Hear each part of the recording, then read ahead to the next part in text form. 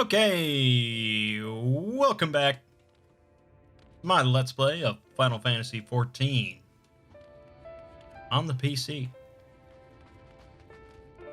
Last time, pretty wild stuff. We did a dungeon in Mount Gulg, and then a trial to kill Vothri, which we succeeded with. And then we learned that the Crystal Exarch is actually Grahatia from the whole Crystal Tower raid questline. He locked himself in the Crystal Tower to sort of prevent it from spilling out something, or I don't really remember. And then I guess he teleported it here, and then he merged with it. Something like that. But then Emmett Selk just shot him in the back. Which is not something you usually expect to see in a Final Fantasy game. But that's what happened. Turns out that the guy who's a member of a group of immortals who just want to bring back their homeland by causing chaos and rejoining all the planets, it turns out that's exactly what he wants to do, and nothing changed. I don't know. I don't know why we ever trusted him at all, but there you go. So let's see how life goes on without the Crystal Exarch. Oh, sir, you're awake. You were injured during the foray on Mount Gulg, yes? I was here at my station, as always, when they carried you in on a makeshift stretcher looking disturbingly bereft of vigor. And to compound my worry, the sky has... well, I'm sure you've seen. It has everyone rather concerned, to say the least. Seeing you up and about is the first good news we've had in a while. Assuming you feel strong enough, would you mayhap consider a stroll around the city to reassure our anxious citizens? Bragi was one of those who helped convey you to your chambers, and he has visited several times since to inquire after your condition. So yeah, we're positively brimming with light, which is a bad thing. And we were gonna become a Sin Eater, but Reen used her special magical powers to stop that for now. So we gotta do something about that, and for whatever reason, the light is back, which I like, but it's apparently also a bad thing. So there's just a whole lot of bad things. Well, look who's back from the dead. Aye, it was a grim sight. Your companions looked fair ready to drop when they brought you in, so I offered a helping hand. Couldn't bear to see them struggle so. And you, my friend, I feared you had one foot in the grave. Cold and lifeless you were, like a corpse that was somehow still breathing. Then they told me some evil bastard went and snatched our poor Exarch away in the midst of the chaos. Wicked white, what is this world coming to? Bob, moaning never solved a thing, did it? Nay, it's times like these that we Crystarium folks stand tall and do what needs to be done. Trade with Yulmore is back on the table. We'd best make use of those resources to fortify the city against the Eaters, or whatever misery the fates deem fit to throw at us next. Speaking of misery, Chesamil was worried sick about you. A healer wringing her hands is not a sight you ever wish to see, let me tell you. Right, so the Crystal Exarch, Grahatia, he's not dead. I think he said specifically that he's not dead, but he teleported him off to, like, fuck him, or I don't know. I don't know what these things mean.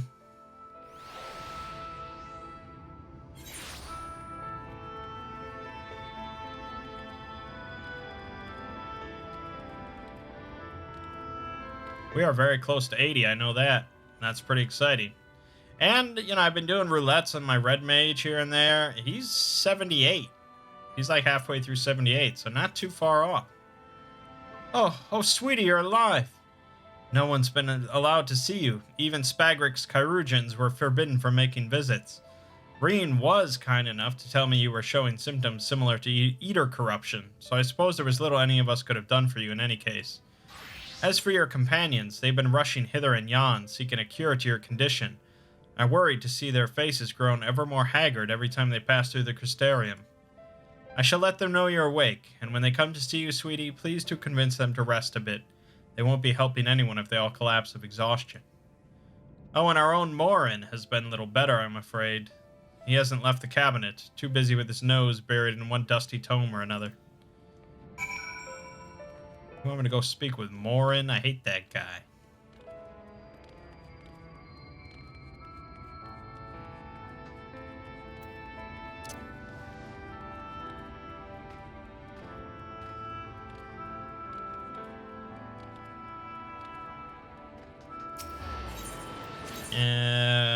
Crystalline Mean, I think.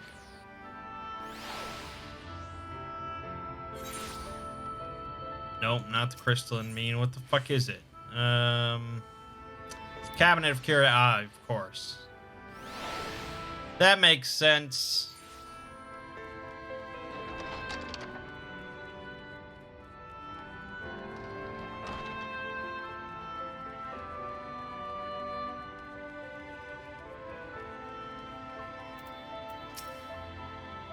Found it. This says the same thing as the last.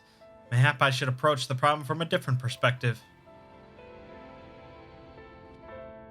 Mangg, is it truly you and not some figment of my imagination?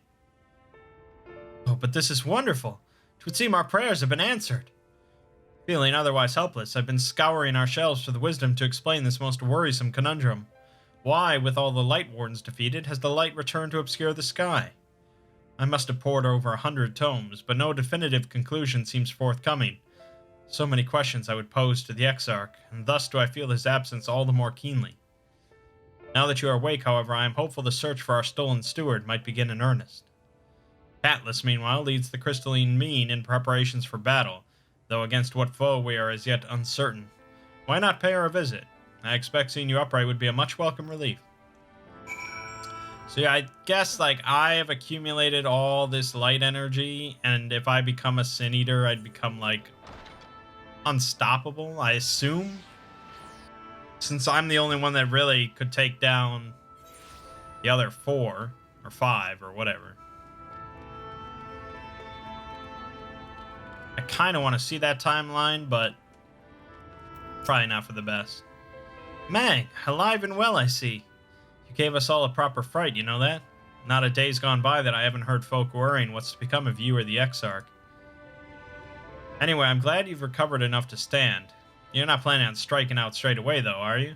I was hoping to have a better look at your equipment. If we'd been able to provide you with better weapons or sturdier helms, then maybe you would have won the day, and the Exarch would still be here. As such, we're keeping busy consulting each other on new forging techniques and designs and the like. If you could stand still a moment, I'd like to assess the gear we're trying to improve. I don't think a better helm would have helped us not have Graha Tia get shot in the back, but... Aye, well, that's some fine work, I must admit. It wouldn't be impossible to make something better, but we need to experiment with different patterns and materials, and I'm not sure we have that kind of time. That sounds like a challenge that he would enjoy.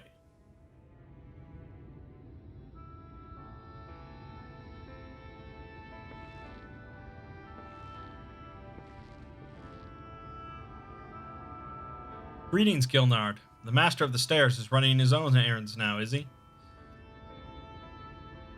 Aye, well, my servers are distraught enough as it is, and I don't want to crack the whip too hard. But never mind that. I'm thinking our absent genius and his epiphanies are the perfect answer to this predicament of yours.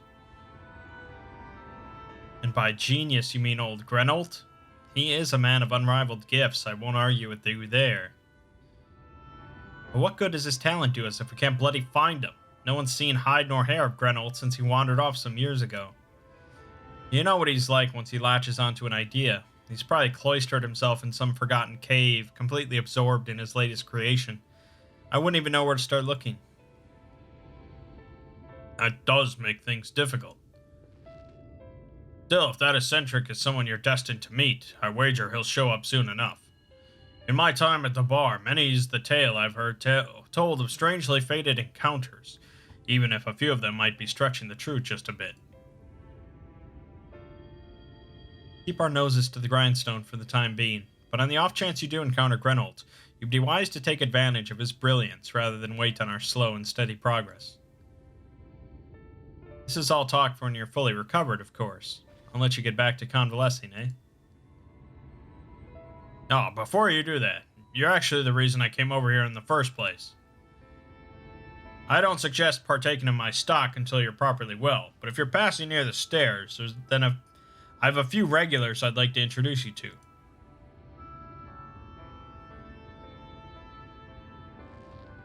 I'd best be getting back. Just because the world's coming apart at the seams doesn't mean we have to follow suit now, does it? Here, here. We can't forget the heart upon which this city was founded, or the Exarch might not have much of a home to return to.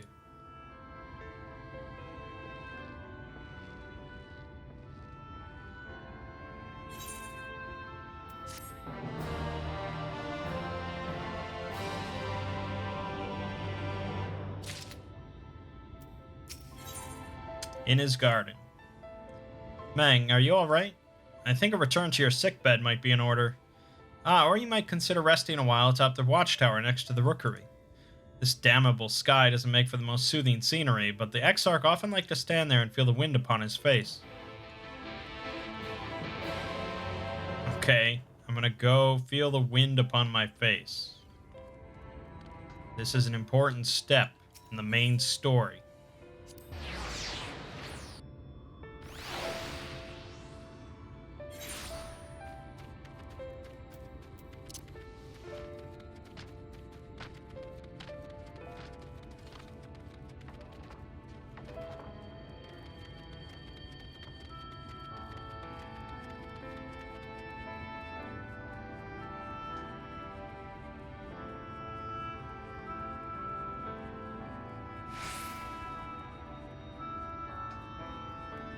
What? There's no guardrail? What the fuck?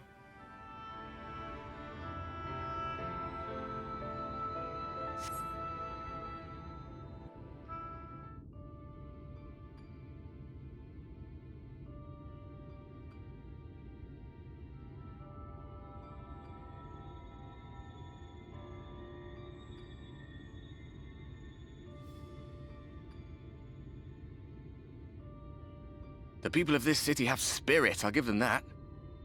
They've not lost the will to fight.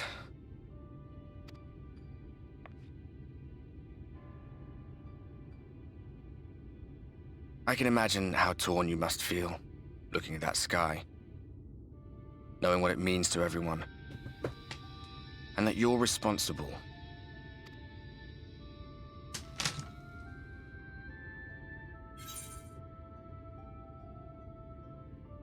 It's all such a mess.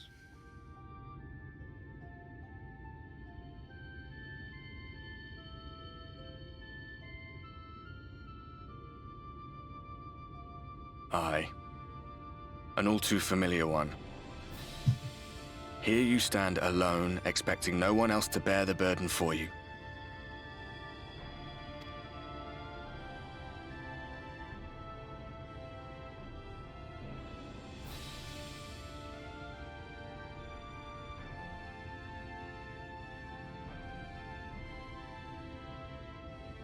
You're in a corner, and there doesn't seem to be any obvious way out.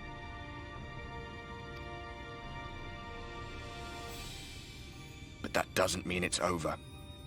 However hopeless it seems, you haven't lost yet.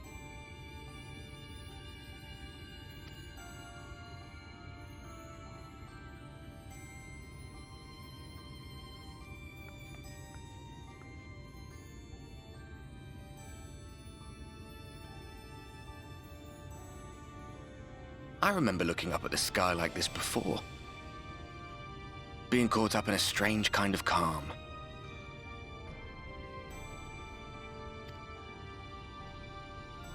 It was after we realized we were responsible for the flood. When we resolved to journey to the source by taking our own lives.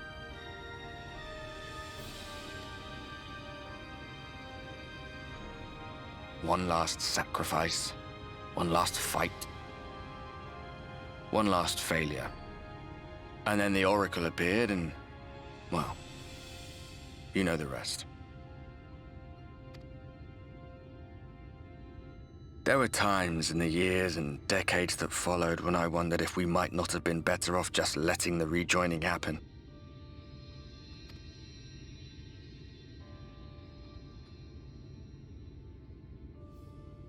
that we'd made one last mistake. But seeing that giant Talos stir to life cured me of any doubts I still had. Always we took the burden of fighting upon ourselves. That's what heroes do, isn't it? So we never had the chance to see anything like that. Our people coming together as one.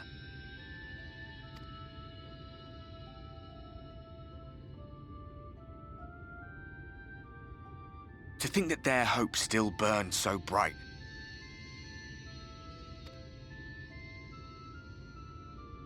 That they were still so eager to live, they would lift up their fellows, one on top of the other, till they reached the sky. No. We made the right decision. And I can finally feel proud of the part we played in helping this world survive.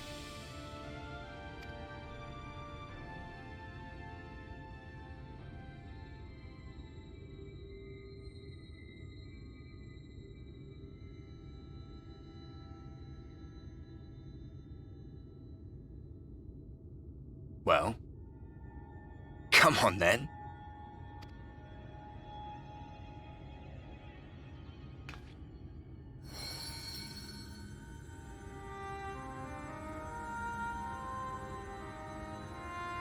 As I thought.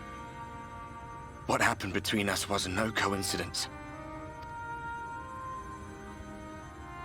My story may be finished, but the fates have gifted me a minor role in yours.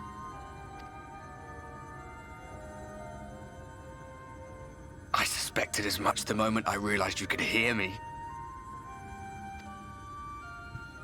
But it's hard not to doubt yourself when you're the man who caused the flood. I was afraid to do anything more than watch for fear of making things even worse. But no longer. After all, the path I once walked is now yours to finish.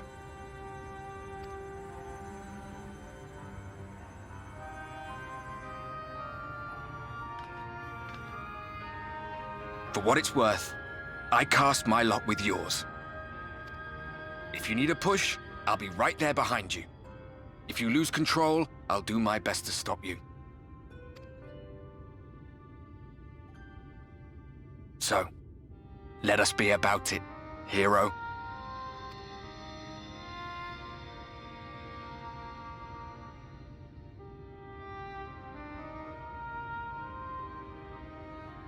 Oh, I was worried you were up here all alone, brooding and fretting and wallowing in your woes. But look at you, grinning at nothing like a pollen-drunk pixie.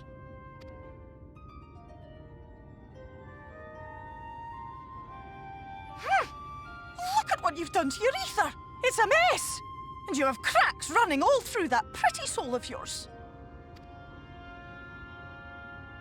My poor little sapling. Whatever am I to do with you?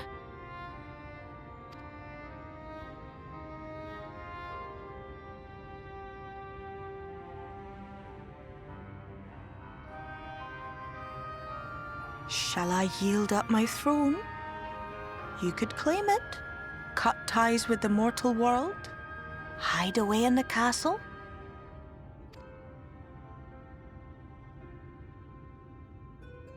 It won't fix the problem, but would it really matter? If any pesky heroes come calling with steel and magic, all of Mangg will rise up in your defense. My crown and scepter are yours, if you want them.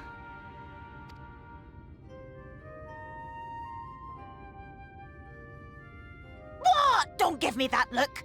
Of course I knew before I asked that you'd never, ever heed such a wicked suggestion. And besides, what would become of my precious and ephemeral flower?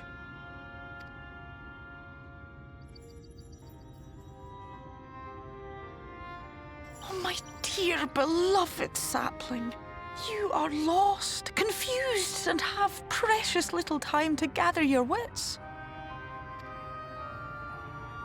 Your kind is always so preoccupied with what lies ahead, and so we muddle your vision with fog and glamour. But such trickery is easy to see through. Stand very, very still. Think not of where you need to go, but where you are right now at this moment, at this time, in this place.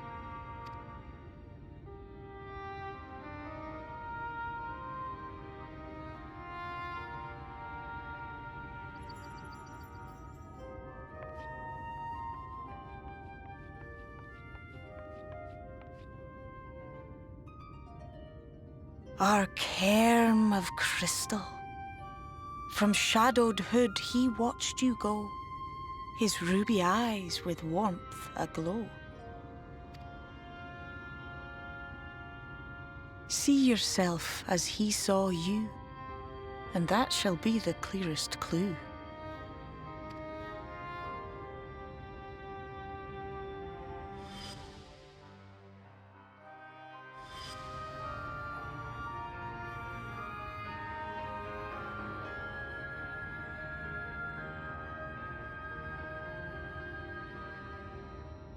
You stand in his garden, dear sapling. Ask his flowers what they know, and you will surely find an answer. But what will you do with it, I wonder? I'll be watching and waiting. Waiting and watching.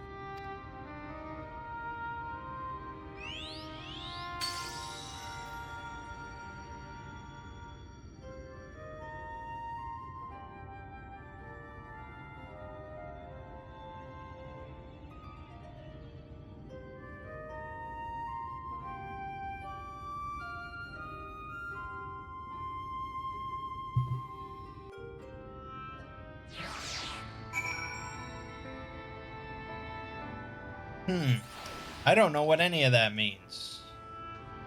But I guess I'm gonna ask around about the Crystal XR.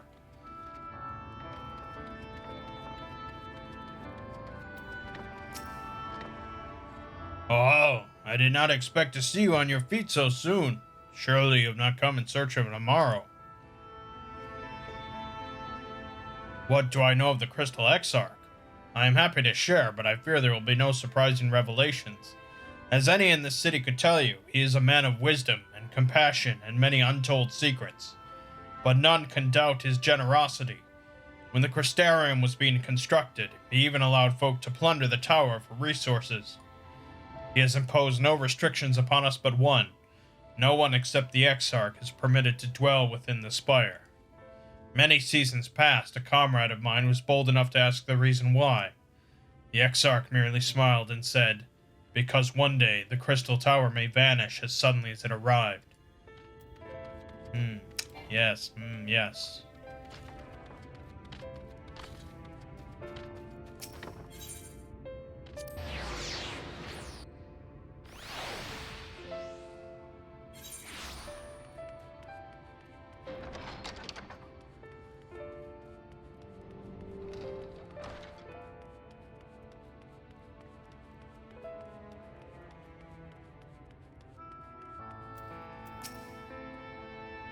Oh, was there something else you needed?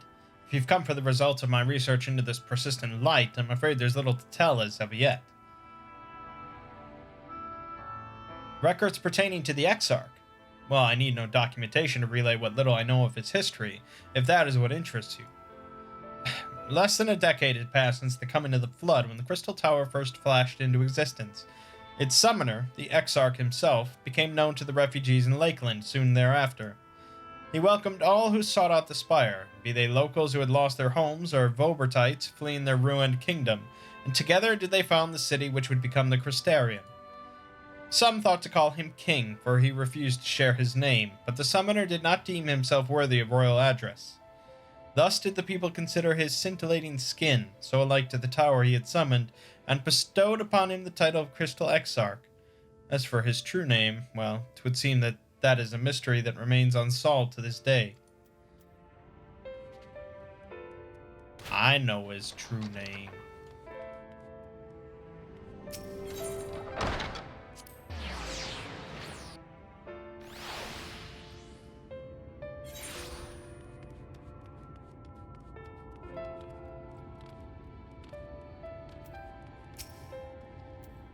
Right. It is good to see you awake and alert, my friend. What's this about? You're not writing the Exarch's memoirs, are you? I'm not sure how much I can tell you, considering we avoid asking too many questions. Unspoken rule and all that. If anyone has fresh insights to share, then it'd be Captain Lena, I'd say. She lost her parents to an Eater attack not long after she was born, and the Exarch saw to her upbringing. Outward appearances aside, those two are like grandfather and granddaughter. I imagine the news of his predicament hit her doubly hard. Not that our proud captain would ever let it show.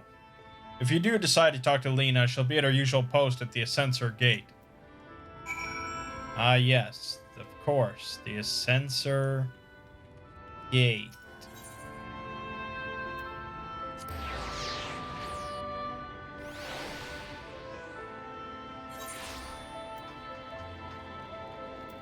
Oh, do you mean outside? I mean, okay.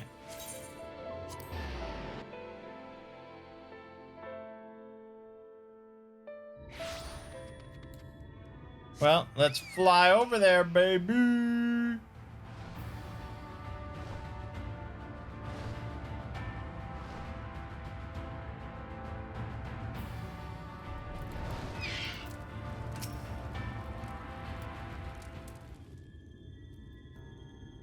Mangg, I was not told you had awoken. A welcome surprise. Now, if only the Exarch was returned to us. He was taken by this rival of yours, was he not? Your companions mentioned they had an idea of where to find him, and so I bristled when they asked for patience. I did not understand their hesitation until I saw that you had fallen. Only then did I realize that I had no business rushing ahead. Even so, the delay has been no less agonizing. In the moments before he left to join you in Kalusia, the Exarch entrusted me with a key. It opens a door in the ocular to a chamber known as the Umbilicus. This room is the heart of the tower, to which only the Exarch himself is permitted to enter. He bid me allow none into the tower once he had departed. Only in the event that an army of Eaters descended upon the city was I to access the Umbilicus and awaken the defensive barrier. Never before had he left me with such instructions, but the battle with Vothri loomed near, and at the time I accepted the key without much thought. Since then, however, that moment is all that occupies my mind. When I recall the look upon his face, he knew that some terrible fate awaited him. Tell me, Mangg, I need to know what he feared, what battle you and your companions are truly fighting.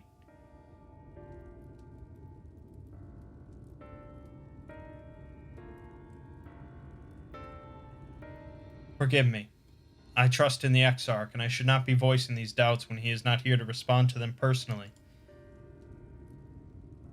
But you have come to me with a question of your own, have you not?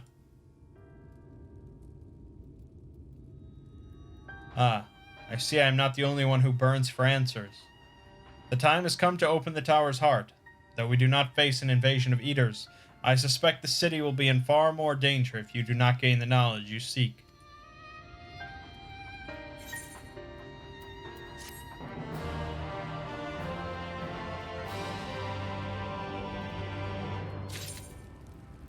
Alrighty. Unbroken thread. Come, meet me in the ocular and I will unlock the door within. Alright, now, it's gonna be faster to do this.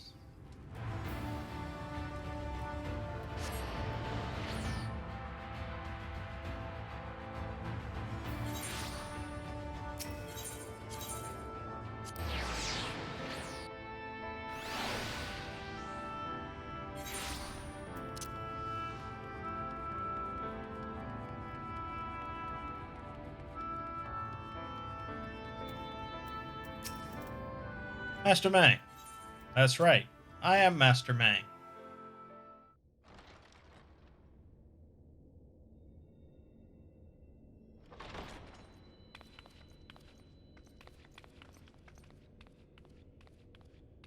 I have unlocked the door to the Umbilicus. You are free to enter. Once you have what you require, I'll see it sealed once more. Until then, I will remain without.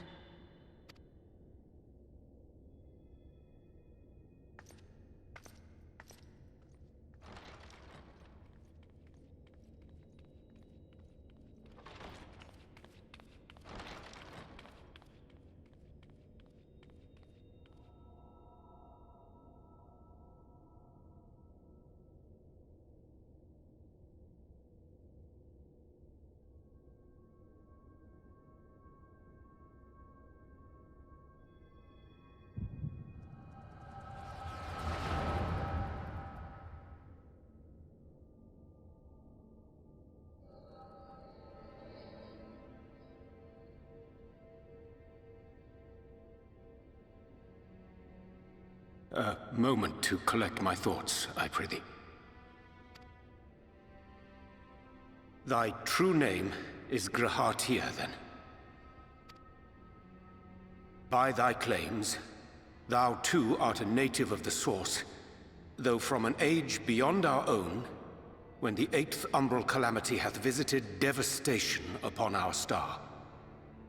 Thou hast, by subtle means, reached across the boundaries of time and space to unsow the seeds of catastrophe, ere its creeping vines drag our champion unto an early grave. In essence, yes. A difficult story to swallow, I am sure.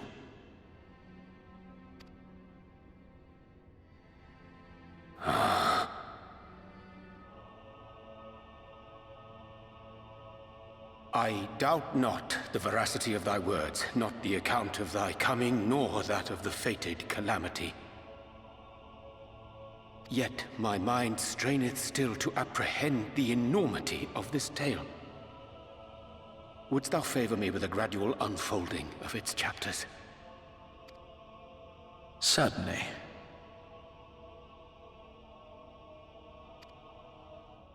But where to begin? I should start with those great minds who survived the calamity. Sid Garland being perhaps the greatest. In hopes of staying the unending tides of war, he and his fellows pursued all manner of possible solutions. One of these was rooted in a theory which unified several fundamental principles discovered over the course of the Warrior of Light's adventures. It proposed a method by which one could enter the River of Time, traverse the rift, and leap between worlds. Perfecting that idea, however, was a work which consumed their lifetimes, and thus was it left to future generations to decide whether theory would be put into practice. But all the while, the world continued to burn. Hope was a feeble outpost, beset on all sides by thievery and misery and murder. People cried out in despair, "There is no hope! We are finished! Mankind is finished!"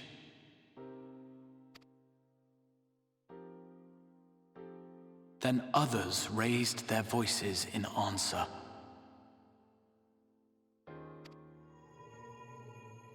Though we be beyond salvation, those who came before may yet be saved. We will forge a crossroads and pave the way for a different future. By the wisdom of our forebears, we will prevent this calamity from ever having come to pass.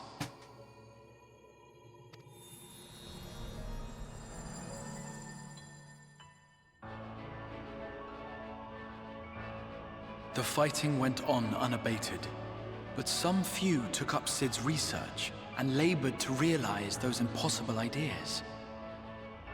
After 2 centuries of labor, their descendants finally succeeded in awakening the Crystal Tower, an integral part of the process, and, in doing so, roused its caretaker, me.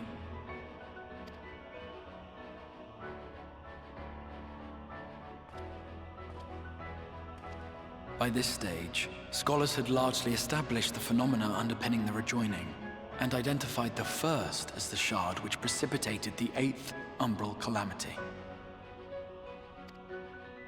This grand structure was already capable of storing the energies required to attempt the translocation. All that remained was to augment some few of its functions based upon the theoretical models of Sid and his compeers. And by means of such technologies didst thou effect thine arrival in the first, to an age before this star had joined with the Source.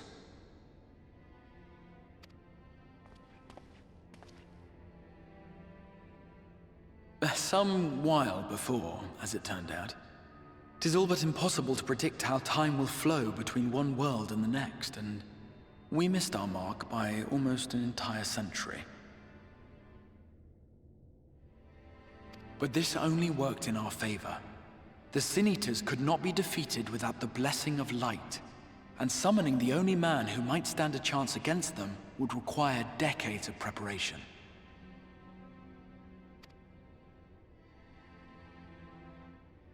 An undertaking of scarce credible endurance. That thou hast kept thy plan from falling into disarray these many years bordereth on the miraculous. Yet howsoever history be rewritten, thy present self was shaped by events which followed the calamity. Should said catastrophe be averted, the very skein of thine existence will unravel. Surely thou hast foreseen this. I am aware of the consequences. 'Tis for that very reason Cid and his colleagues bequeathed their legacy as an offering, and not an edict. To give all of oneself for the happiness of others, and with no promise of reward, 'tis a hard thing to ask. Harder still for those condemned to survive in a world which pitted brother against brother. Indeed, you are right to call the execution of this plan miraculous, though the force which held it together was nothing so inexplicable. It was him. The warrior of light has been our unbroken thread.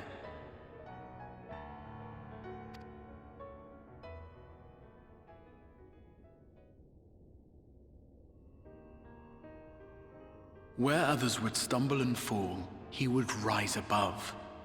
Where others would break and run, he would carry on. The warrior of light's tale is one of unyielding bravery. To tell it was to feel courage. To hear it was to feel hope. It was a breath of inspiration in an age of suffocating shadow.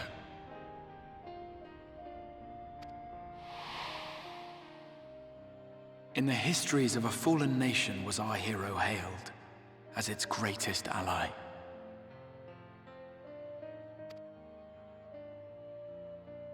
In the time-worn pages of a noble's memoirs were his deeds joyously retold.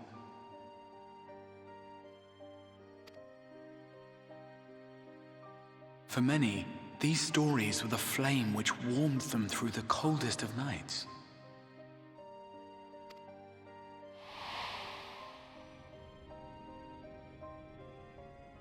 And so it should come as little surprise that the plan found no shortage of volunteers, concerning as it did the warrior of light himself. It was their chance to add their own verse to the hero's saga. He was the lodestar that brought them all together, to send their final message back through time and space to him.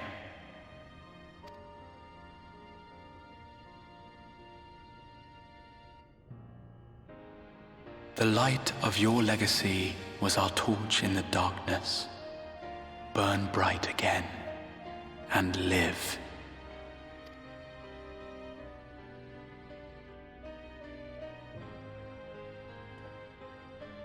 I am merely the bearer of that wish, come to ensure it is safely delivered.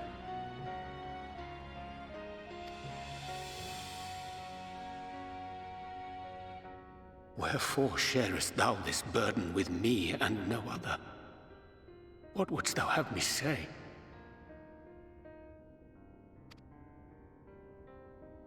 That you will be my accomplice?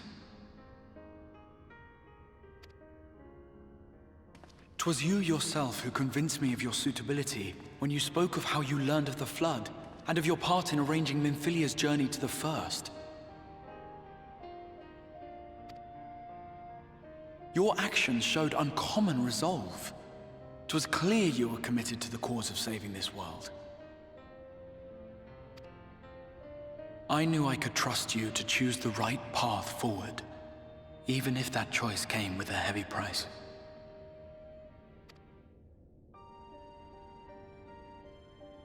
What price?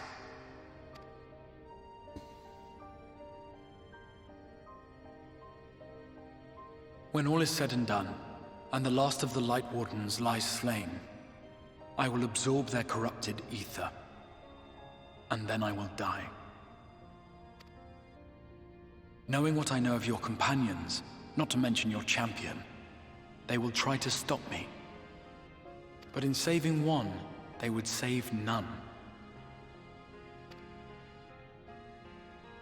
Therefore, I implore you to aid me in concealing my identity and ensuring this tale ends as it must. To this end, I would have you take what I have told you of the Calamity and make of it a portent. A prophetic vision you beheld in the swirling chaos of the rift.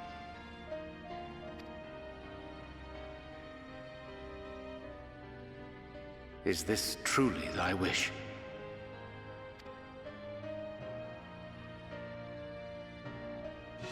History remembered the Warrior of Light, as I knew it would. And I will suffer no other to rescue the champion whose star has charted my course.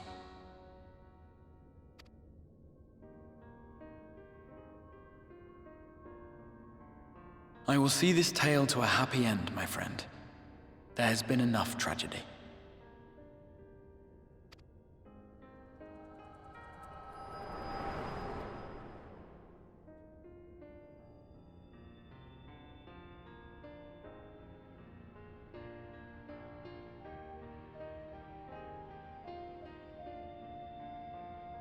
Careful now. If you lose control again, the light could claim you for good. Although it's probably only a matter of time before you succumb to the change in any case.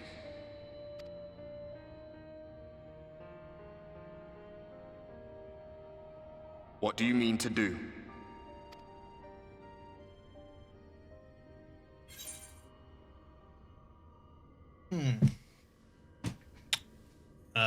I mean to have a few words with both Emmett and the XR.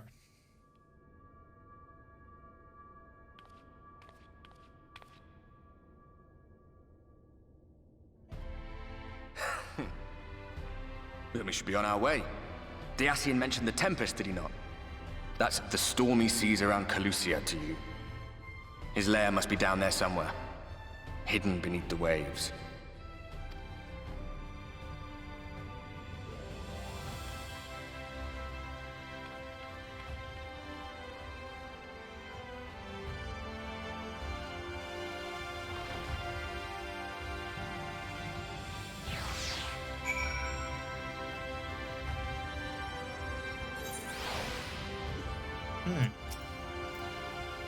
Did you find the answers you sought? If there is nothing more you need, I will go and lock the door. I need some directions. You wish to know the way to the Tempest? You mean the sea itself and not the island of Calusia. If you make a request to the Tamers, they will provide you with an Amaro, but... You mean to leave right this moment? Alone? I'm not sure that... Nay, I will not seek to stop you. Go with the blessings of the Shadow, and I shall await your safe return.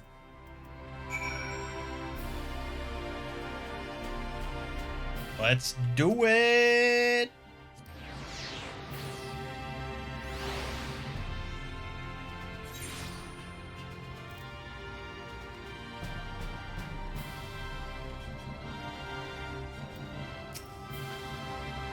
You require an Amaro. Just a moment, and I shall saddle our swiftest beast to fly you to the island. The open water, to the depths of the Tempest. Our Amaro can swim, yes, but to reach the ocean floor... Just make it happen.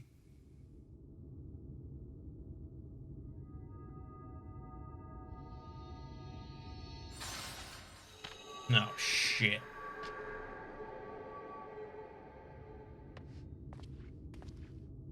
Ah, we have found thee.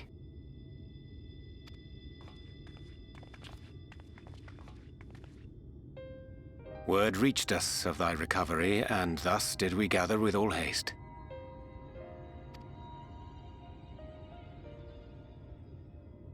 Ah. By thy looks I gather thou hast gleaned that which I came to tell thee. Urianger has shared everything with us.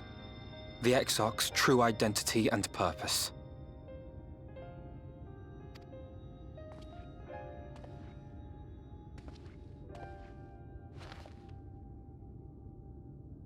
I offer no excuses.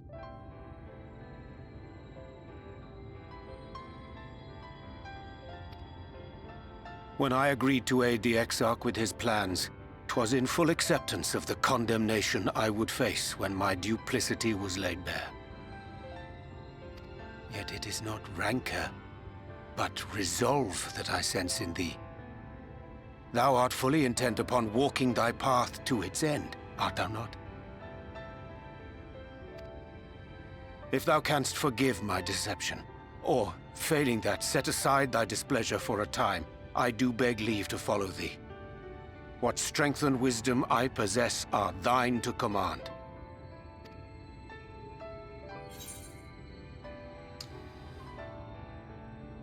I forgive you. Let's go.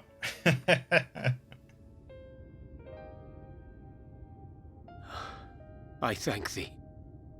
Doubt not but that I will do all in my power to repay thy kindness and fulfill the Exarch's wishes.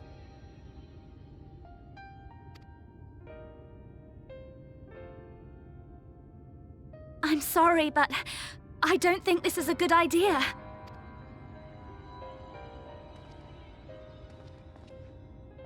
Leaving the Crystarium, I mean, with or without Urianger.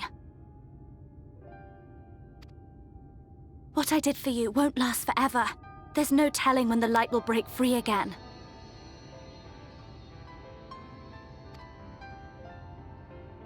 Please, you must stay here. At least for a little while longer. We will find a way to cure this, I promise you. How can you make promises? We don't even know where to start. Alisaie, please. You know Reen was only trying to help.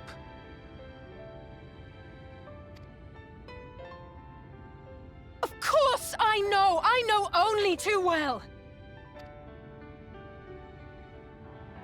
But making promises you have no way of keeping is not a kindness. It's a lie. Plain and simple. We've all searched, high and low, for an answer, and every one of us came back empty-handed. I am not about to stand in his way now, not after failing him in his hour of need. No!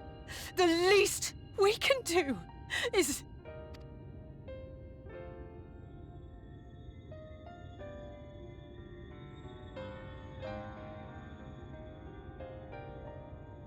We will go with you as well.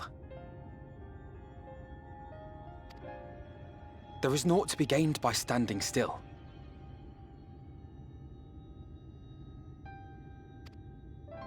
Indeed, we have exhausted every other avenue. Lead, and we shall follow. If there is any hope to be found, then we will surely find it at your side. Are we all in agreement, then?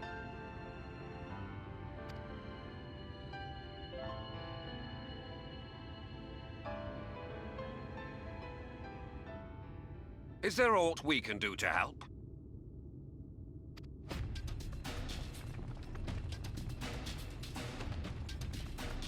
Though we may not know the whole story, we do know you're in for a fight. And while the Exarch's away, it falls to the rest of us to see the Warrior of Darkness is given a proper send-off. You told them! No! Well, not in so many words. Aye, we didn't need it spelled out for us. When the night sky appeared over whichever place you went to, it was harder not to put two and two together. From the moment I heard that you and the Exarch shared the homeland, I had my suspicions. Long had he been waiting for a certain someone to arrive, and I knew at once that it must be you. Exactly. When he went out to meet you, 'twas clear it was no ordinary visitor. That spring in his step spoke volumes. I could feel his excitement.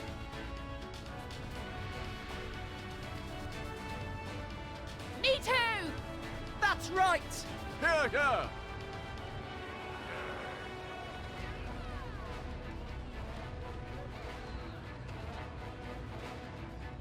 We do not fully understand where you or the Exarch hail from, or why you've all done so much to protect us.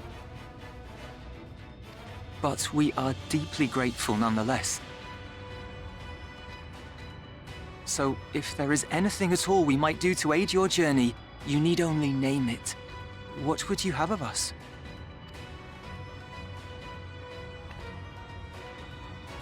You might have invited them to join us, where they're not so many. But come, they are waiting. What is your will, O warrior of darkness?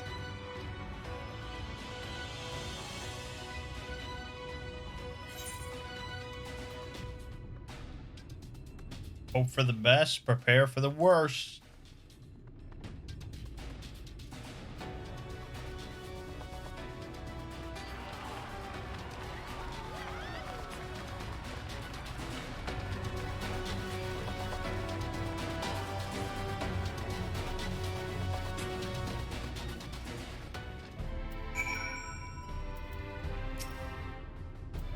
Thou didst plan to commandeer tomorrow for thy journey to the open sea.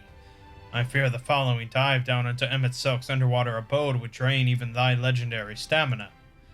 Thus, during thy convalescence, we considered the most efficacious method for reaching the depths of the Tempest, and I believe we have arrived at an elegant solution.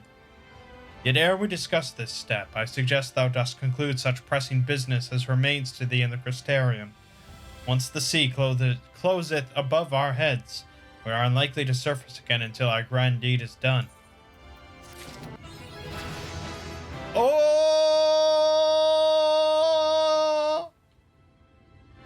Level 80. Beautiful. Look at that XP bar. Zilch over zilch. That's pretty big ballin'. You saw it. You saw it here. You witnessed it. And we got neutral sec, 2-minute cooldown. Increases your healing potency by 20%. And you get the benefits of both your secs for 20 seconds. It's pretty good. It's pretty good. Alright. To storm-tossed seas. Thine affairs are in order. Then I shall unfold to thee my proposal. Our destination is the ocean floor, yet our goal is not simply to arrive there. Nay, we must needs have the means to breathe and fight freely. Thus would I petition the aid of one of the Fae, a being with whom I have yet to meet face to face. Rather than waste words on explanation, I bid thee follow me unto the hamlet of Sullen, which lieth to the south and west. All will become abundantly clear, I promise thee.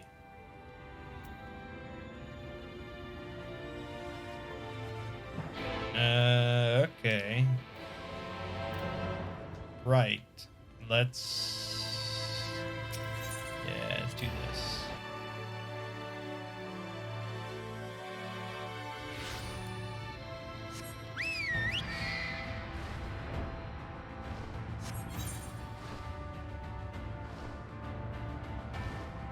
Got all those side quests over there.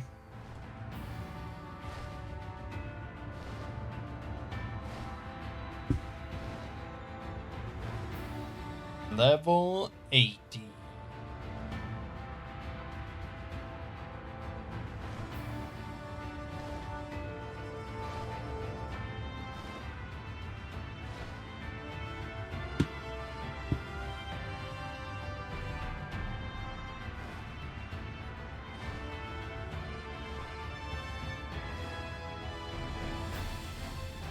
Weed. Brick.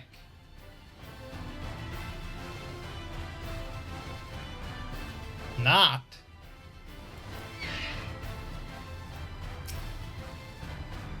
There, to the west, canst thou discern the hump of an isle rising above the water?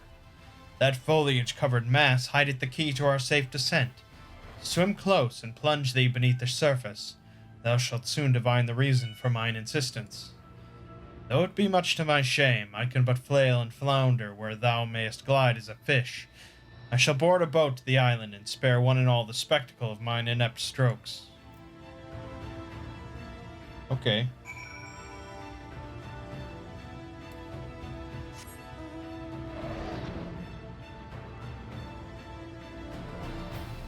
That's a pretty cool looking island.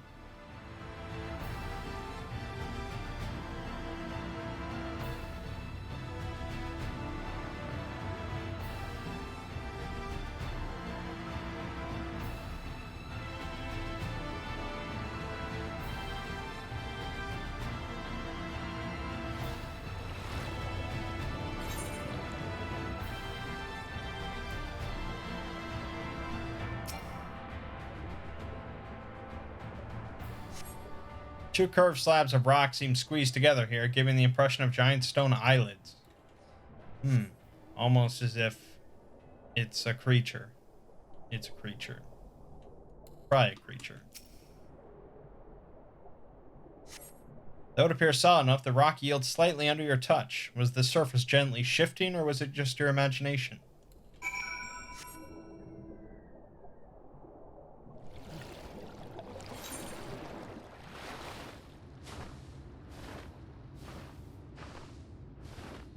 Pretty cool, nonetheless. Well, what hast thou discerned? It reminds me of a certain primal. Most perceptive. According to the lore of the Pixies, we are even now perched upon the back of an ancient Fey entity. Its name is Bismarck. Aye, the selfsame title by which we know the great feathered whale revered by the Vanu Vanu of the Source. I would enlist its aid to bear us unto the deep, and thence banish the water with an airy sphere, alike conformed to the domes which do shelter the hamlets neath the ruby sea. Within its compass we may move unencumbered, and defend ourselves when the hour of battle cometh, as it most surely shall. Now, I must needs ask for silence whilst I make my supplication. Go ahead, man.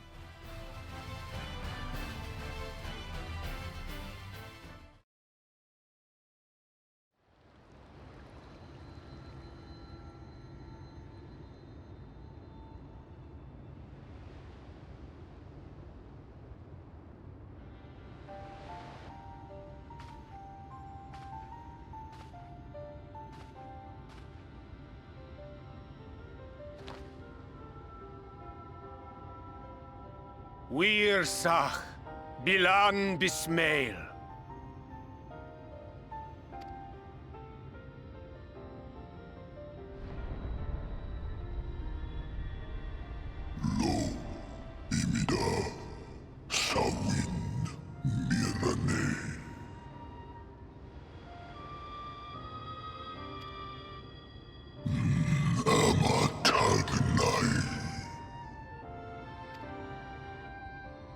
Fallen si lor wislan, adas si alinal.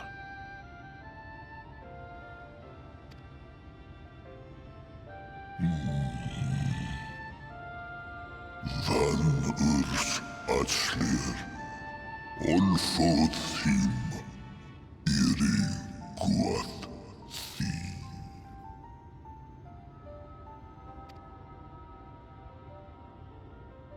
Oh dear. I don't need to speak Fey to know that didn't go well.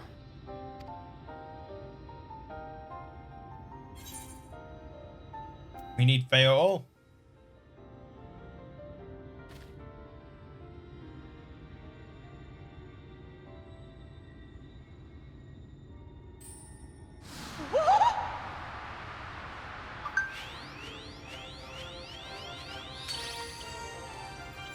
Oh, my snake yak!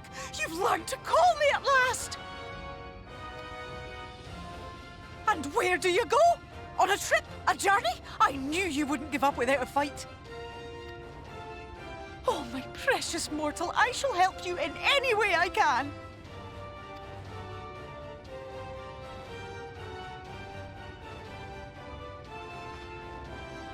Gers Bismail win picked. Van dromi drom jakum. Van reed rithje.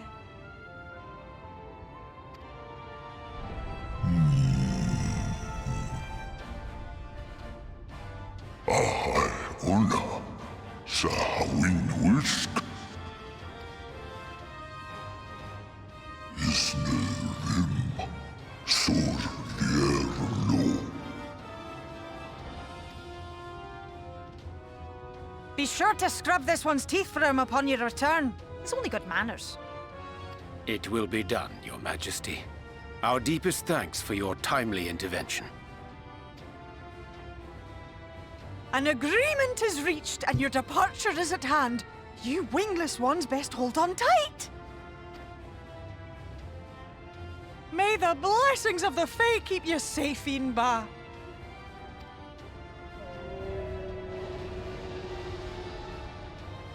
Lo fallo ruis, van in narsitar, dir sitagnai.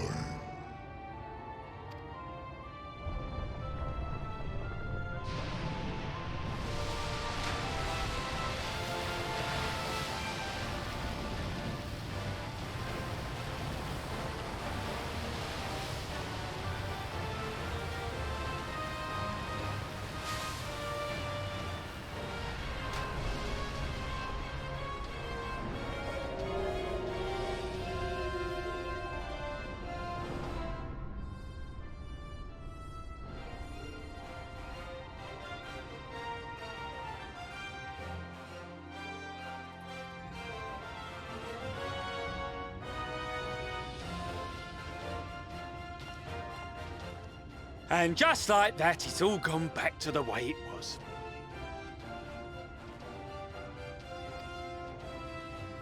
What was you expecting? 100 years of honey and rainbows? Seeing them Yulmore types wake up and smell the ashes was miracle enough for me. Ah, but the magic in the air when that ladder started moving. And when that great hulking Talos rose up. Gods. I could live 1,000 years and never behold anything so amazing.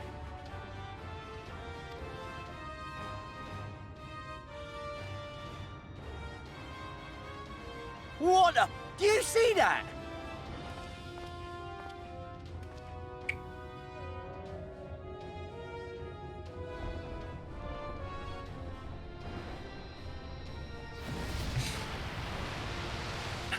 Eventually, I think Square Enix What a monster! Where did it even come from? will let you actually buy a mount that big.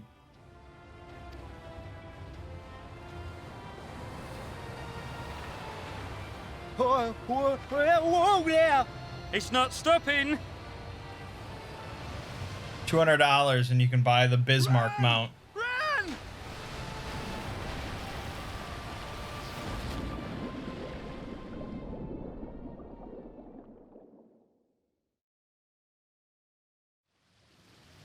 Lo vanana ana, tilden sidok. Iri halmsi, thunne, aktva thonyasni, tagnai.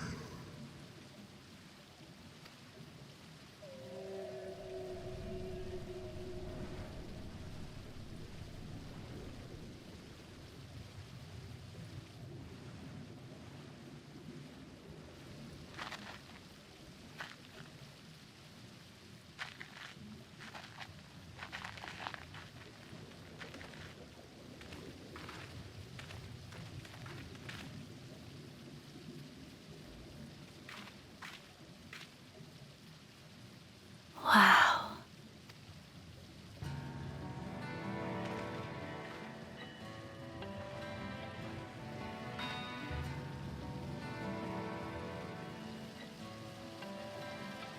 The breath of Bismarck.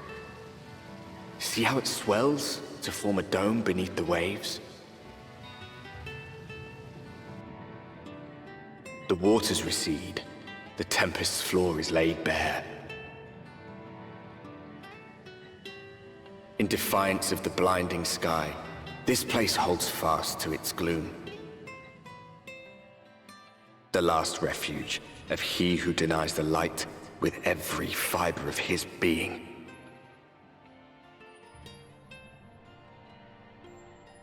You stand at the precipice, hero. Journey unto the heart of darkness Finish it.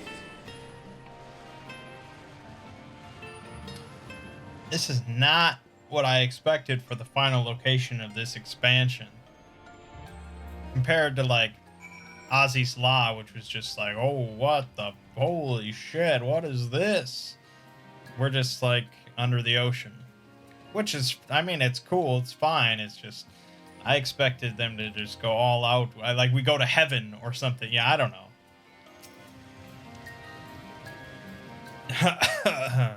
Full glad that am I that Bismarck was true to his word. We are arrived in the Tempest, safe and dry.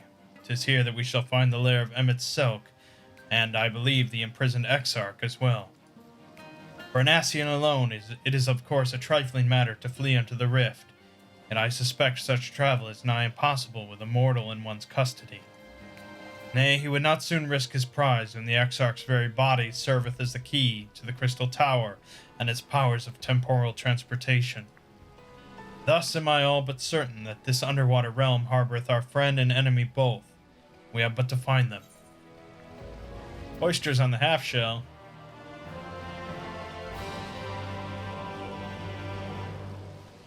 In the event that you leave the area, speak with Innual at Venmount Yards and clue you to return to the Tempest.